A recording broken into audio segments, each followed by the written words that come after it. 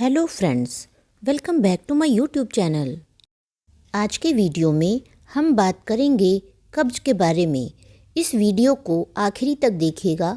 इसमें मैं आपको एक ऐसी आयुर्वेदिक टैबलेट के बारे में बताऊंगी जिसको रात में खाकर सोने से सुबह पेट बिल्कुल आसानी से साफ़ हो जाता है।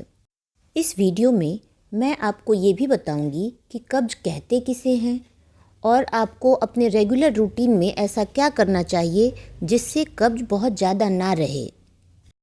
अगर एक सप्ताह में 3 बार से कम बार स्टूल पास होता है तो इसको भी कॉन्स्टिपेशन कहते हैं।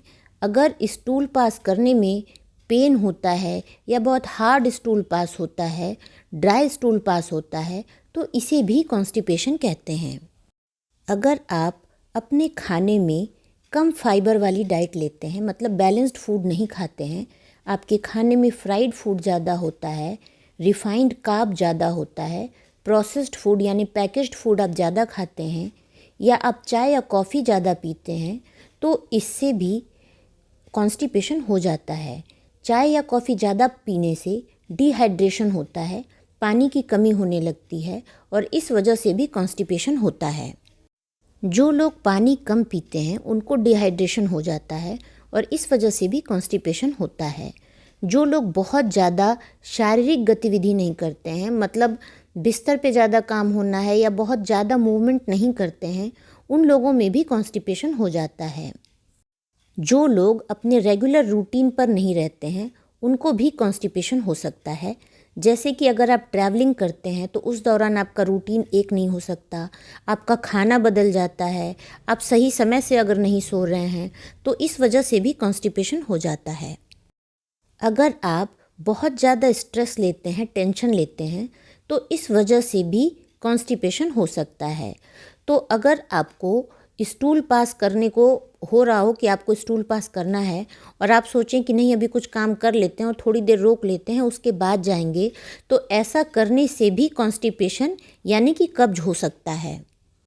कुछ हार्मोनल प्रॉब्लम्स में या कुछ डिजीज़ में भी कॉन्स्टिपेशन हो जाता है, जैसे कि हाइपोथायरॉयडिज्म, डायबिटीज़, यूरीमिया, हाइपरकैल्सीमिया या प्रेगनेंसी जैसी चीज़ों में भी कॉन्स्टिपेशन हो जाता है। अगर आप पानी कम पीते हैं तो ज़्यादा से ज़्यादा पानी पीजिए।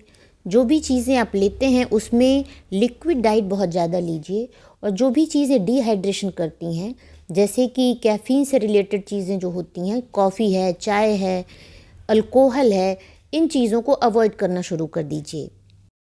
खाने में आप ज़्यादा से ज़्यादा फाइबर रिच्ड फूड खाइए, जिसमें कि जैसे कि वेजिटेबल्स हैं, फ्रूट्स हैं और होल ग्रेन्स हैं, इस तरह की चीज़ें आप ज़्यादा खाइए, इससे कॉन्स्टिपेशन कम हो सकता है।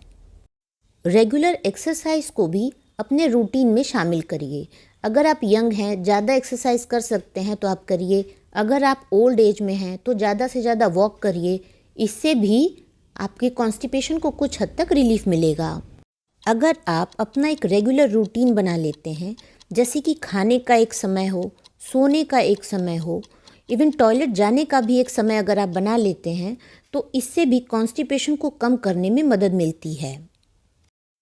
कई बार ऐसा होता है कि लोगों को ऐसा लगता है कि स्टूल पास करना है, लेकिन कुछ अर्जेंट काम होता है तो थोड़े समय तक रोक लेते हैं और नहीं जाते हैं। ऐसा करने से कॉन्स्टिपेशन हो सकता है, क्योंकि उस समय इंटेस्टाइन आपके ब्रेन को सिग्नल भेज रही होती है कि आपको इस समय जाना चाहिए। अगर आप उस समय को अवॉइड कर देते हैं तो वो सिग्नल जाना बंद हो जाता है, जिस वजह से कॉन्स्टिपेशन होने के चांसेस भी हो जाते हैं। इसलिए जिस समय आपको एहसास हो रहा हो उसी समय चले जाइए। जिन लोगों में मैग्नीशियम की कमी होती है, ऐसे लोगों को भी कॉन्स्टिपेशन हो जाता है। तो अगर आप मैग्नीशियम को अपने डाइट में कुछ समय तक शामिल करके देखें, या तो मैग्नीशियम रिच फूड लें या मैग्नीशियम की टैबलेट लेके देखें, हो सकता है इससे भी आपको कुछ हद तक रिलीफ मिल जाए। लेकिन मैग्नीशियम लेने से पहले आप एक बार अपने डॉक्टर से संपर्क जरूर कर लें। आप अपनी डाइट में किसी भी तरह का fried food, refined carbohydrate, processed food या जो पैकेज्ड फूड होते हैं, इनको अवॉइड करने की कोशिश करें और ज़्यादा से ज़्यादा fibre riched food, whole grain, vegetable, fruits इत्यादि को ऐड करें तो इससे भी कॉन्स्टिपेशन को रिलीफ मिल सकता है। अगर आप च्युइंगम खाते हैं या कोई कार्बोनेटेड ड्रिंक लेते हैं तो इसको भी अवॉइड करें, क्योंकि इससे जब आप खाना खाते हैं या उस दौरान एयर चली जाती है, उसकी वजह से भी कॉन्स्टिपेशन हो सकता है। मार्केट में बहुत सारे आयुर्वेदिक चूर्ण भी आते हैं जिनका इस्तेमाल करने से कब्ज कम हो जाती है। और अगर आप टैबलेट लेना चाहें तो झंडू नित्यम नाम की टैबलेट आती है, उसका इस्तेमाल करने से भी कॉन्स्टिपेशन को रिलीफ मिलता है। झंडू नित्यम, अगर आपको उतना ज़्यादा कॉन्स्टिपेशन नहीं है, मतलब अगर आप एक दिन स्टूल पास नहीं किए हैं तो एक टैबलेट रात में खा के सो जाएं और सुबह आपका स्टूल पास हो जाएगा। लेकिन अगर आपको 2-3 दिन तक स्टूल पास नहीं हुआ है तो झंडू नित्यम की आपको रात में 2 टैबलेट लेनी चाहिए। इससे सुबह पेट आसानी से साफ़ हो जाएगा। आयुर्वेद में ऐसा भी कहा जाता है कि पपीते का इस्तेमाल करने से या गर्म पानी में देसी घी डाल करके पीने से भी कॉन्स्टिपेशन को आराम मिलता है। अगर आपको वीडियो पसंद आया हो तो वीडियो को लाइक करें, चैनल को सब्सक्राइब करें और वीडियोस की अपडेट आपको सही समय से मिल सके इसलिए बेल आइकन को प्रेस करना ना भूलें। धन्यवाद।